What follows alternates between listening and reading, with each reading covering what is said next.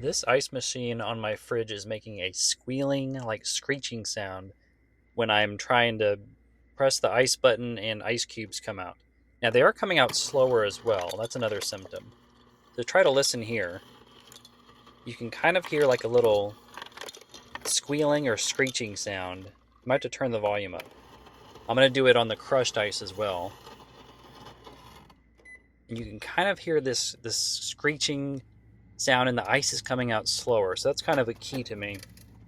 So I went ahead, in my ice box, it just comes out when I pull it forward towards me and lift it up. Some may have a little handle behind it you can use, but this is how mine came out. And you can see the back. Take note of how this is angled here, and just leave it like that. You'll want to leave it for when it goes back in. So this is my ice bucket here. When you're doing this, you can clean it as well, but mine's fine. It's just making that squeaking noise. So I'm going to unload all the ice here. I got this large bucket here. I'm going to unload it and make sure your hands are washed, of course. We'll go ahead and check this as well to make sure this turns freely. Mine was not turning that well. That's kind of key as to why this noise was being made. You can check in the front as well to see if there's any blockages. And I did find a little ice blockage down below here, so it wasn't turning fully. And I did find one up front as well. And you can kind of check in the front here. This is from underneath the view, and you can see if there's any ice sticking in here. So we went ahead and put the ice tray back in. We didn't put any ice in, and you can hear it's not making that noise anymore.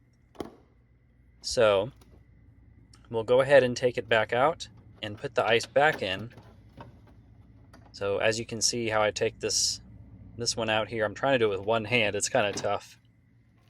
But we'll go ahead and put the ice back in and then double check it. I'll take this big chunk of ice out here just in case that stops anything up. We'll take that one out, and then we'll put the rest of the ice in here.